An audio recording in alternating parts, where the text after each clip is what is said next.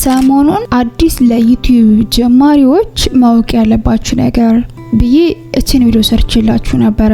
በዚህ ቪዲዮ በጣም ብዙ ሀሳቦችን ለመናገር ሞክሬ ነበር። ለምሳሌ ዩቲዩብ እንዴት ነው የሚከፍለን? በኢትዮጵያ ብር ነው አከፋፈሉ? በአጠቃላይ እንዴት ነው ወደ አካውንታችን ብሩን የሚያስገባልን የሚል ተደጋጋሚ ጥያቄ ነበራችሁ። ሌላው ከሞኔታይዜሽን ወይም ደግሞ ከጉግል አድሰንስ ጋር የተያዘ ጥያቄ ነበራችሁ እና ዩቲዩብ በቪው ይከፍላል የሚል አናዘር ጥያቄ ነበረ።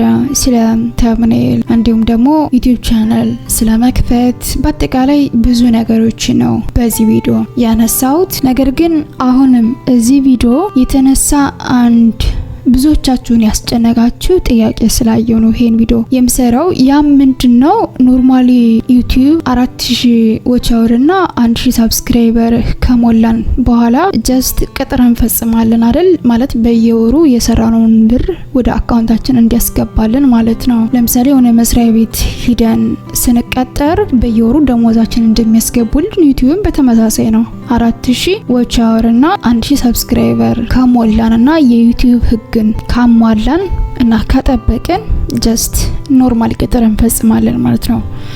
ቅጥር ስንፈጽም እንደ መታወቂያ የሚጠቀሙት ፓስፖርታችን ነው። ፓስፖርት ያስፈልጋችኋል ብዬ ነበረ።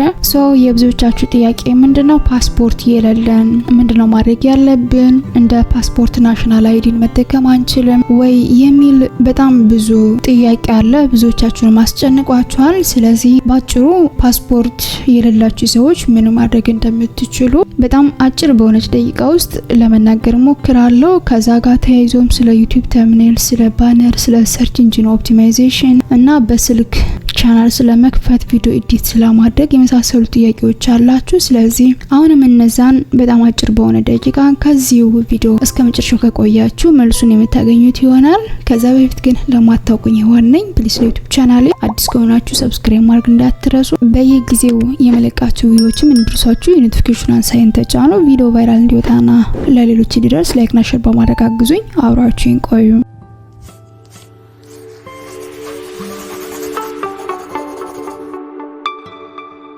Universal Tube የመጀመሪያው ጥያቄ ስመልስላችሁ ያ ማለት ምን ማለት ነው? ፓስፖርት የሌለንስ ምንድነው ማድረግ ያለብን? በነገራችን ላይ ፓስፖርት እንዳይኖራችሁ የሚያደርጉት በጣም ብዙ ምክንያቶች ናቸው። አንደኛው ፋይናንስ ነው። ጀስት አሁን አብዛኞቻችሁ ተማሪዎች ከሆናችሁ ለፓስፖርቱ ብቻ አሁን ላይ 5000 ብር ነው። 5000 ብር ባንዴ አፎርድ ማድረግ ሊከብዳችሁ ይችላል። ሌላኛውና ዋነኛው ደግሞ ፎር ኢንስታንስ እኔ አሁን ክፍለ ሀገር ላይ ነው ያለሁት። እኔ ያለሁበት ሪጅን ላይ ኖርማል የኢሚግሬሽን ሰርቪስ የለም። ስለዚህ ፓስፖርት ላውጣ ብል አፕላይ ማድረግ አልችልም። ሌላ ቦታ ትራቭል አድርጌ ተጉዤ ነው ማውጣት የምችለው። ልክ እንደዛ ችግር ሊገጥማችሁ ይችላል። ሌላ ቦታ ሄዳችሁ ስራችሁን ትታችሁ እንዲሁም ደግሞ አፕላይ ስታደርጉ አሻራ ስትሰጡ ወረፋ ነው በጣም። ከዛ ደግሞ 2 ወር 3 ወር ይቀጥሯችኋል እና ስትመላለሱ የትራንስፖርት አለ፣ እዛ ሄዳችሁ ያልጋ የምትከፍሉት አለ። በጣም አድካሚ ነው በነገራችን ላይ። ስለዚህ ይሄ አስቸግሯችሁ ተስፋ ቆርጣችሁ ልትወጡ ትችላላችሁ። ብቻ ብዙ ምክንያቶች አሉ ፓስፖርት እንዳትወጡ የሚያደርጉ ማለት ነው።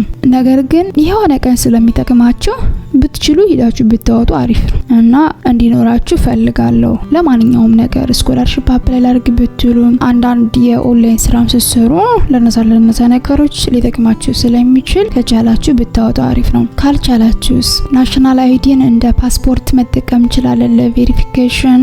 ዩቲዩብ ላይ በጣም ሬር ነው። ያደክማቸዋል፣ ይመልሱባቸዋል፣ ሪጀክትም ሊያደርጓችሁ ይችላሉ። ምናልባት እንደ እድል ሆኖ ሊቀበሏችሁ ይችላል። ምክንያቱም 1-2 ልጆች እንደዛ ያሉኝ ስላሉ ማለት ነው። እንደ አጠቃላይ ግን በጣም ያለፋል ብለን ብናልፈው አሪፍ ነው። ከዛ ይልቅ በጣም ቀላል የሆኑ አማራጮችን ልንገራችሁ ምን ማድረግ እንደምትችሉ። አንደኛው የማንኛውም ሰው ፓስፖርት ኤክስፓየርድ ያላደረገ ፓስፖርት ምናልባት ያጎታችሁ ሊሆን ይችላል፣ ያጎታችሁ ልጅ ሊሆን ይችላል፣ የጓደኛችሁ ሊሆን ይችላል፣ ኤኒዋን ብቻ ፓስፖርቱን ስካን አድርጎ ለመስጠት ቮለንተሪ የሆነ ሰው ካገኛችሁ በዛ ሰው ፓስፖርት ቬሪፋይ ማድረግ ትችላላችሁ። የጉግል አድሰንስ ፎርሙን ስትሞሉ ሙሉ ስም እና እድሜ ማንኛውም የሚጠይቃችሁን ነገር የዛን የፓስፖርቱን ባለቤት ሰው ስም ትሞላላችሁ። የቡክ አካውንት ብራችሁ እንዲገባላችሁ የምትፈልጉ የምትፈልጉት ቡክ ማለት ነው። ያን ስታስገቡ ግን የራሳችሁን የቡክ አካውንት አድርጋችሁ የራሳችሁን ስም እዛው ትጽፋላችሁ ማለት ነው እስከ አያታችሁ። ስለዚህ እንደዛ ማድረግ ትችላላችሁ። እንዲሁም ደግሞ ያ ሰው የቡክ አካውንት እንዲከፍትላችሁ በራሱ ስም ኖርማል አዲስ ቡክ እንዲከፍትላችሁ አድርጋችሁ ከዛ ሞባይል ባንኪንግ በራሳችሁ ስልክ ቁጥር የዛን የባንኩን አፕሊኬሽን በራሳችሁ ስልክ እንዲጫን አድርጋችሁ ኤቲኤም የምትፈልጉ ከሆነ ራሱ አፕላይ አድርጎ ከዛ ያን ኤቲኤም ግን ለእናንተ እንዲሰጣችሁ ማድረግ ትችላላችሁ። ስለዚህ እንደዚህ ማድረግ ትችላላችሁ። ወይም ደግሞ ቅድም እንደነገርኳችሁ በጣም ቀላሉ ምንድነው በዛ ሰው ፓስፖርት ፎርም ሞልታችሁ ከታች የቡክ አካውንቱ ላይ ብቻ የራሳችሁን ቡክ አካውንት ዘን የራሳችሁን ስም አድርጋችሁ ማስገባት ትችላላችሁ። ሶስተኛው አማራጭ ደግሞ የናንተ ቅርብ የሆነ ወይም ደግሞ የራሴ ነው የምትሉት ዩቲዩብ ቻናል ላይ የሚሰራ ሰው ካለ የናንተ ዩቲዩብ ቻናል 4000 ዎች አወር እና 1000 ሰብስክራይበር ሲሞላ ከዛ ሰው ዩቲዩብ ቻናል ጋር ሊንክ ማድረግ ትችላላችሁ። ከዛ በሌላ ጊዜ ሲመቻችሁ ቦታው፣ ገንዘቡ፣ ሁሉ ነገር ሲስተካከለላችሁ ተረጋግታችሁ የራሳችሁን ፓስፖርት አውጥታችሁ በራሳችሁ ቬሪፋይ ማድረግ ትችላላችሁ ኤኒ ታይም ዲስኮኔክት ማድረግ ስለምትችሉ። ነገር ግን ይሄ ሰው የምታምኑት ምክንያቱም ኦልሬዲ እናንተ የሰራችሁት ገንዘብ ከሰውየው አካውንት ስለሆነ የሚገባው። በነገራችን ላይ እናንተ የምትሰሩትን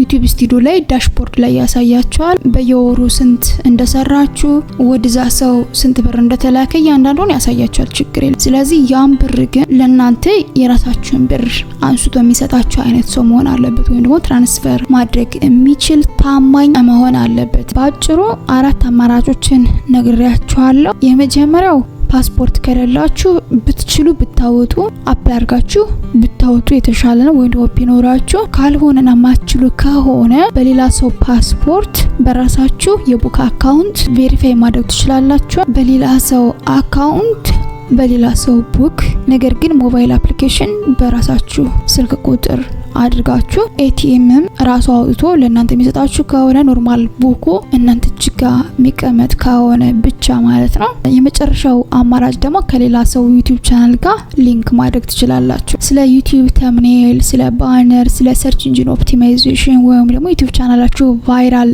እንዲወጣ ምን ማድረግ እንዳለባችሁ እና ስለ ዩቲዩብ ቻናል አከፋፈት ማለት በስልካችን እንዴት እንደሆነ ቪዲዮ እንዳይረዝም በጣም ይቅርታ፣ በቀጣይ ቪዲዮ አሳያችኋለሁ። አሁንም በድጋሚ ላሳስባችሁ እስካሁን አብራችሁን ቆይታችሁ ዩቲዩብ ቻናሌን ሰብስክራይብ ካላደረጋችሁ ሰብስክራይብ ማድረግ እንዳትረሱ። ቪዲዮ ቫይራል እንዲወጣና ለሌሎች እንዲደርስ ላይክና ሼር በማድረግ አግዙኝ። በሌላ ቪዲዮ በሌላ ታይም እስካገኛችሁ መልካም ጊዜ። ባይ ባይ።